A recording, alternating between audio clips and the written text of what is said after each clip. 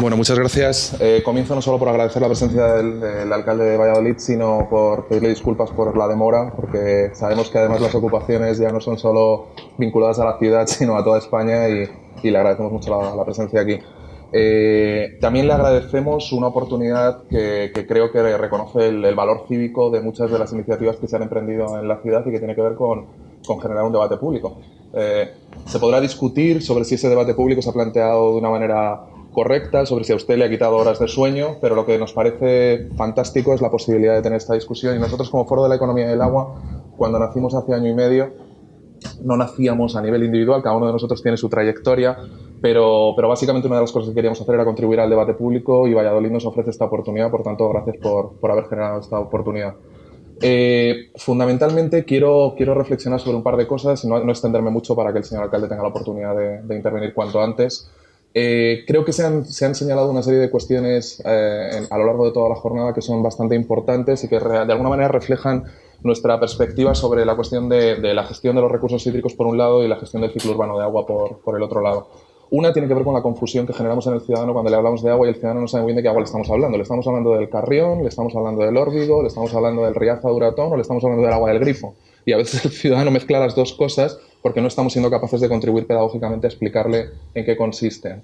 Luego, a veces también le generamos confusión si no somos capaces de ayudarle a priorizar cuáles son las prioridades reales en el sector. Ha habido varias intervenciones previas, algunas de las cuales no he podido escuchar, pero por ejemplo en la conversación que mantuve con mi colega Carlos Mario Gómez, precisamente hablábamos de cuestiones de seguridad hídrica, de adaptación al cambio climático, de resiliencia de las ciudades, como grandes desafíos de política pública que se plantean como una envolvente, como un marco en el cual luego se integran cuestiones más instrumentales que tienen que ver con los medios, no con los fines, sobre el modelo de gestión del ciclo urbano del agua.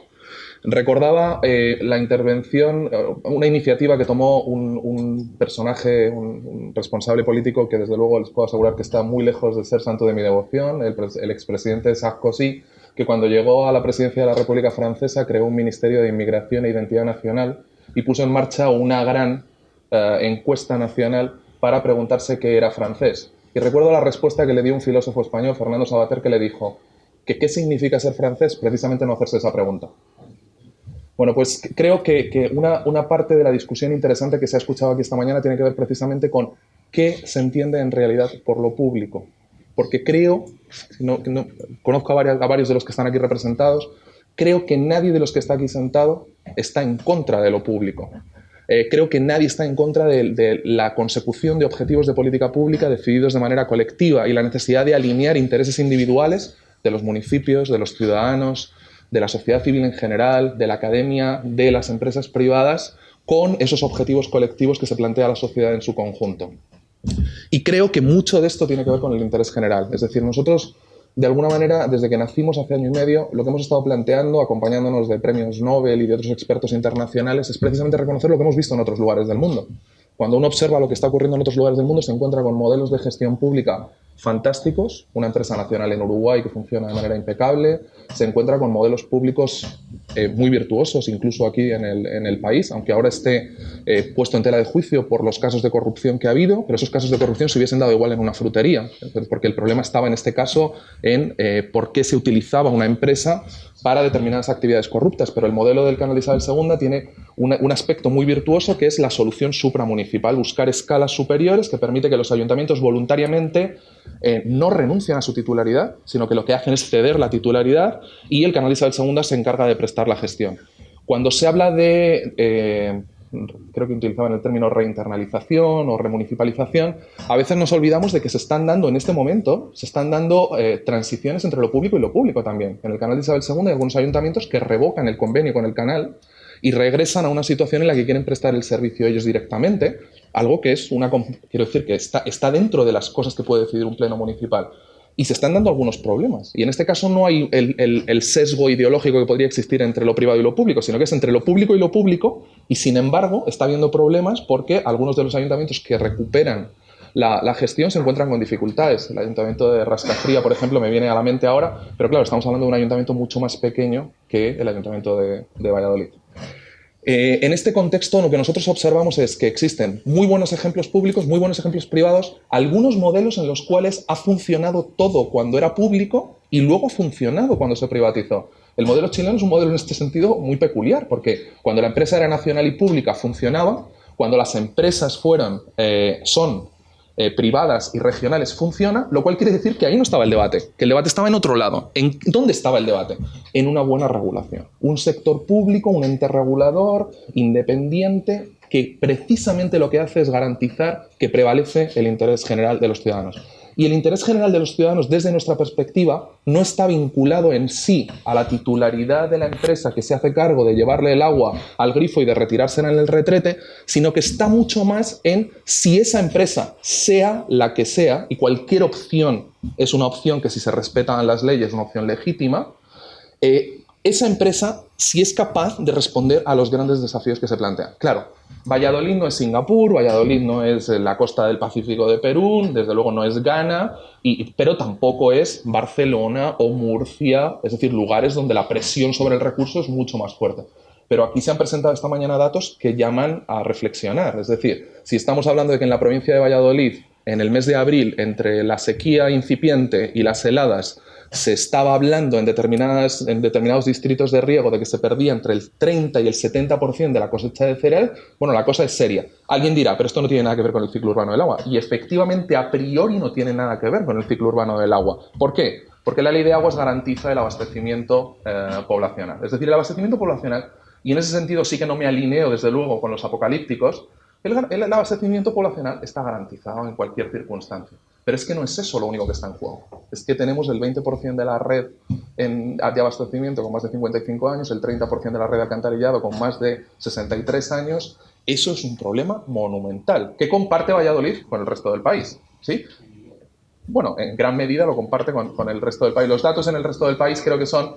En el resto del país creo que los datos son, en promedio, el 40% de la red tiene más de 40 años, tanto en abastecimiento como en alcantarillado. Es decir, las necesidades de inversión que se plantean son muy fuertes en cualquier caso. Y esas necesidades de inversión son necesidades de inversión en un modelo en el que la empresa es privada, en un modelo mixto y en un modelo de gestión directa a través de una empresa pública. Y creo que es cada vez más importante que seamos capaces de mostrarle al ciudadano que, aunque la discusión sobre los medios forme parte de la política, también somos capaces de hablar de los fines y de centrarnos en esas discusiones fundamentales. Con esto no quiero decir que no se esté haciendo, en Valladolid, estoy hablando en general, porque nosotros trabajamos a nivel internacional también y hay muchos lugares donde esto nos está planteando. Por último, añadir un elemento muy propio de una discusión, aunque no todos los que han intervenido esta mañana son economistas, pero una discusión que sí que es propia de la economía del agua.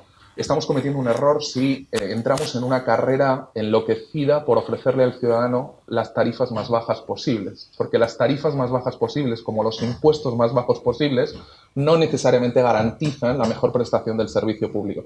Y aquí estamos hablando de un bien de dominio público que no va a dejar de serlo. Estamos hablando de un servicio de titularidad pública. Estamos hablando de titularidad municipal, que creo que no se debería poner en cuestión.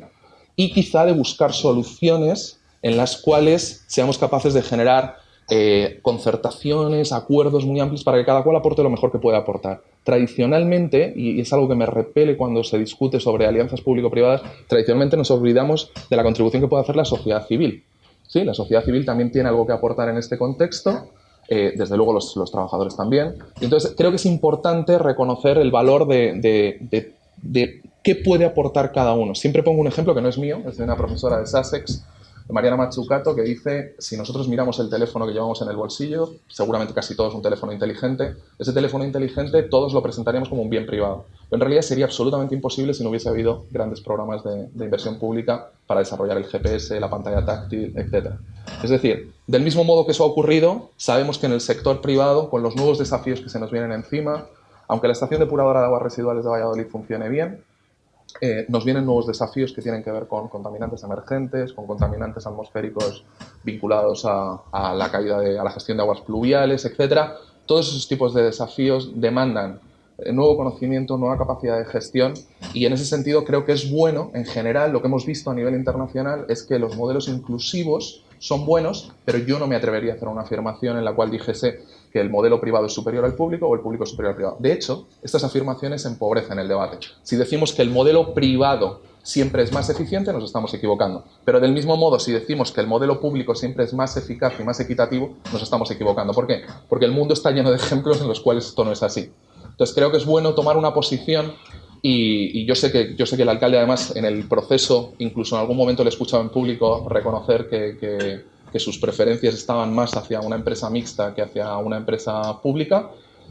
Es decir, me parece interesante que se haya planteado esta discusión y nosotros, en la medida en que hayamos podido contribuir al debate, pues encantados y muchísimas gracias por habernos recibido.